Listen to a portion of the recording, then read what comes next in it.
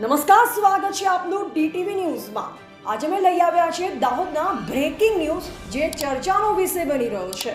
જો આપ અમારી ચેનલ પર નવા છો તો અમારી ચેનલને સબસ્ક્રાઇબ કરો અને બેલ આઇકન દબાવો જેથી દરેક મહત્વના અપડેટ્સ તમને સૌથી પહેલા મળે। આજે મેં વાત કરીશું એક ચોંકાવનારી ઘટના વિશે જે દાહોદ અમદાવાદ હાઈવે પર બની અને સોશિયલ મીડિયામાં વાયરલ થઈ રહી છે।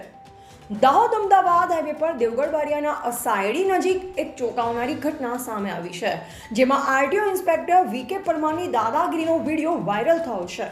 આ વિડીયોમાં ઇન્સ્પેક્ટર વીકે પરમાર એક ટ્રક ડ્રાઈવરને મુખ્ય હાઈવે પર બેફામ ઢોર માર મારતા નજરે પડે છે।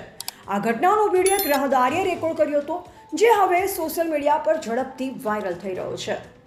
આ ઘટના દાહોદ આરટીઓ કચેરી ખાતે ફરજ બજાવતા ઇન્સ્પેક્ટર વીકે પરમાર સાથે જોડાયેલી છે।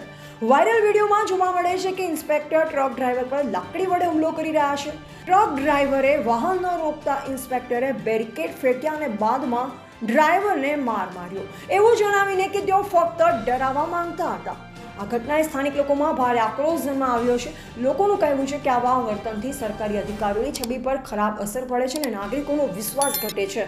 આ ઘટના એ પણ સવાલ ઊભા કરે છે કે આરટીઓ અધિકારી દ્વારા આવા વર્તનનું કારણ શું હોઈ શકે અને તેની સામે શું પગલાં લેવામાં આવશે।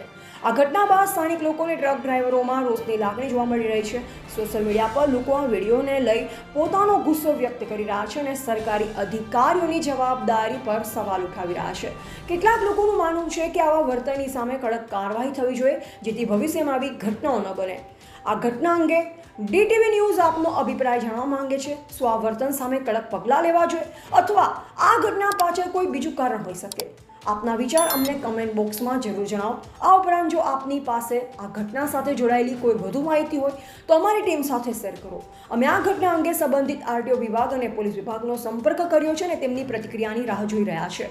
આ ઘટના અંગે કોઈ સત્તાવાર નિવેદન કે કાર્યવાહીની જાહેરાત થશે તો અમે તેની માહિતી આપને ડીટીવી ન્યૂઝ દ્વારા પહોંચાડીશું। આવી બ્રેકિંગ ન્યૂઝ અને તમારા વિસ્તારના તાજા અપડેટ્સ માટે ડીટીવી ન્યૂઝ સાથે જોડાયેલા રહો। અમારી ચેનલને સબસ્ક્રાઇબ કરો, વિડીયોને લાઇક કરો અને તમારા મિત્ર પરિવાર સાથે શેર કરો। આ ઘટના અંગે તમે શું વિચારો છો તે અમને કમેન્ટમાં જણાવો। ફરી મળીશું એક નવા અપડેટ સાથે, ત્યાં સુધી નમસ્કાર।